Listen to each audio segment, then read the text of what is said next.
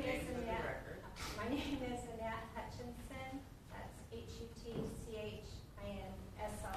Yes. I am related to the victims. I am Eric's mother.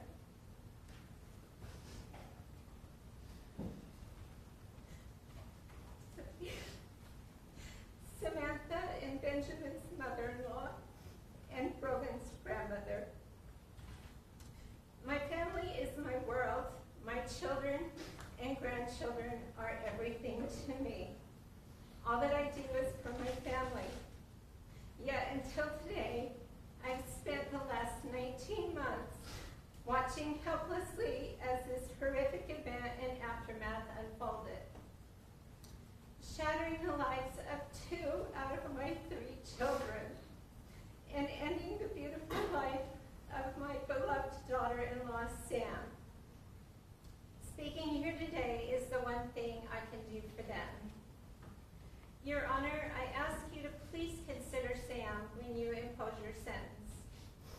Sam joined our family in March of 2019 when she chose my son.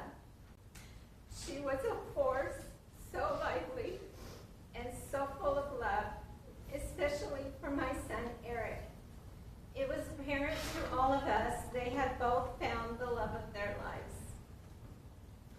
For over a year, Sam planned every detail of her wedding, a first marriage for both.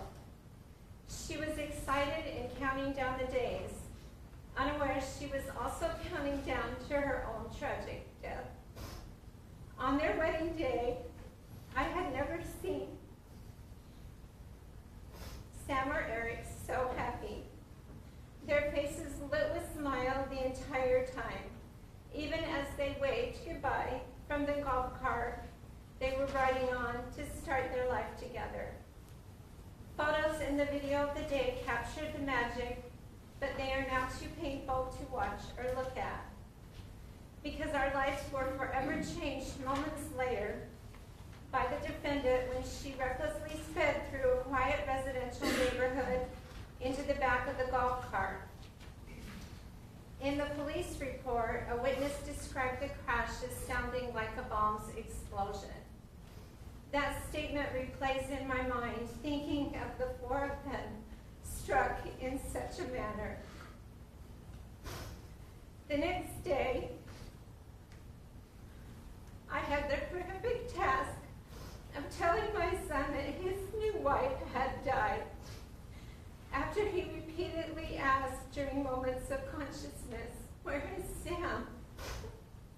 I cannot describe to you the pain I felt as I watched my son's face process this. And I knew what he would say before he said it. And it should have been me. Later, my husband and I spent a week cleaning and repairing Sam's wedding dress so it was presentable to Eric, because he did not get to see Sam after she was killed.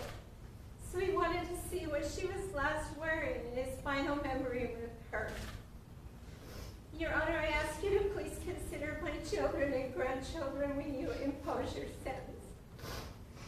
The night of the crash, my son Eric and son-in-law Ben both sustained injuries from which they'll never fully recover. I'll never forget the shock of arriving at the scene. I wish we could have shielded my other 4 grandchildren from the trauma of it, but we were from out of state, so we had no option but for them to accompany us. My memories from the scene are vivid and fixed in slow motion. My daughter being held from running to her unrecognizable husband Ben where he lay, her slumping to the ground, the police officer who stopped me to verify if they had found the correct number of victims, and my own realization at that moment that my son and Sam were there also. I recall the onlookers' expressions telling me more than I wanted to accept. My other son, Adam, and his family arrived and tried to comfort my daughter's 2 children, while my daughter ran up to him and screamed, "It's Sam and Eric too." Each devastating detail is permanently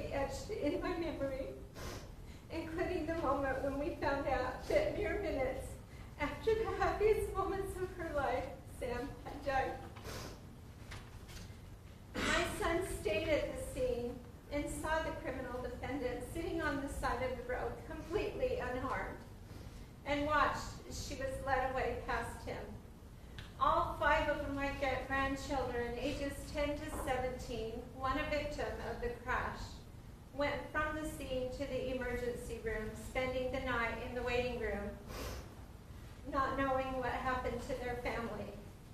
They will carry the trauma of this core memory with them for the rest of their lives.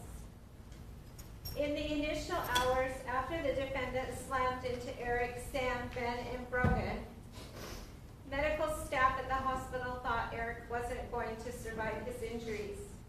They moved him into ICU and advised us to spend as much time as possible with him. For months following this tragedy, Eric needed full-time medical care. He could not drive for 15 weeks. Since the crash, I've spent over 7 months here in South Carolina. My husband, who still works full-time, 6 weeks. Eric's siblings and friends have spent several additional weeks helping him, and we relocated him to our home state for a few months over last year's holiday, knowing how hard they would be, and he was all alone here. After Eric's initial surgeries for facial reconstruction and to repair both his legs so he'd be able to walk again, he required wound care, numerous follow-up doctor visits, and physical therapy. I watched him use a walker to get around and throw it across the room in frustration. I ran to the bathroom in the middle of the night after hearing him fall and cleaned his blood off of the floor. When he developed internal stomach ulcers, acid reflux, a deteriorating esophagus, and had bouts of profuse vomiting, I saw the pain and agony those caused. However, dealing with the severe physical injuries was easy compared to the grief, anxiety, and survivor's guilt to come. You cannot imagine the pain of constantly seeing your grown son crying helplessly and lost. For months upon my awakening, I would go check to see if my son was still breathing. On the darkest of days, I had to chase away the thought that maybe it would have been better if he and Sam had been taken together. I would prefer my own grief over my son's. One of countless heartbreaking memories I have is brushing the road debris off of the wedding envelopes that police gathered at the scene. While Eric opened them and read all the well wishes wedding guests had expressed for the life the happy couple would make together. There were 125 wedding guests and vendors at the wedding. 75% traveled from out of the state to attend, only to be traumatized. Since this tragedy, Eric has made over 20 trips to the emergency room and 3 times was readmitted to the hospital for severe anxiety attacks, nausea, and dehydration. His most recent visit was only 3 weeks ago. I know some here see Ben and Eric as the men they appear on the exterior. What are not visible are the internal injuries, the scars hidden by clothing from the multiple surgeries both have endured. You don't see the constant physical pain that has become a part of their lives.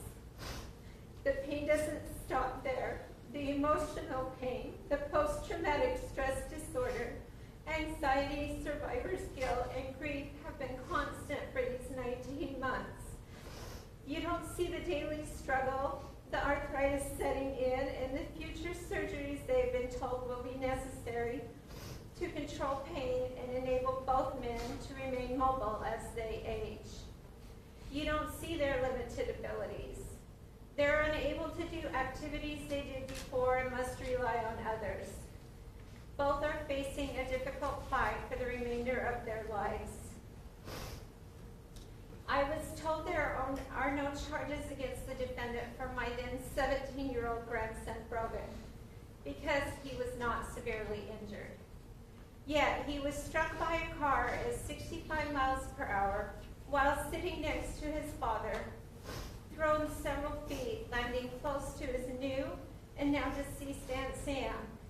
His view of Sam shielded by another young girl who had ran out of a nearby home, until he was placed in an ambulance and taken to the emergency room. know Brogan struggles with his own PTSD, anxiety, trauma, and grief, but mostly in silence, because he sees the physical and emotional struggles of his father and uncle. And I know he feels lucky, but I worry for him when he starts to recall the trauma of the day. Your Honor, I need you to please consider the irreparable damage the criminal defendant has caused our families when you impose your sentence. I'm standing here today to tell you I don't know if my son will ever be okay or know happiness again. We now live under a shadow.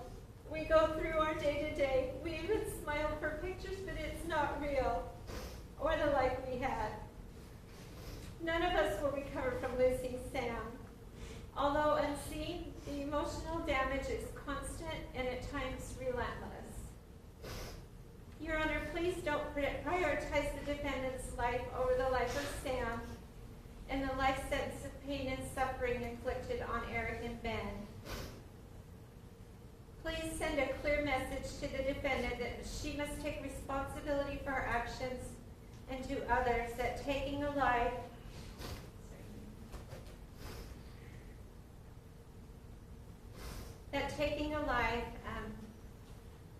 as a direct result of irresponsible and selfish choices will result in severe consequences. As we now know, no one is immune to losing someone at the hands of another. It can happen at any time, and we live with the newfound fear it could happen to us again. Thank you. You're welcome, ma'am. Your Honor, Alexis Garrett,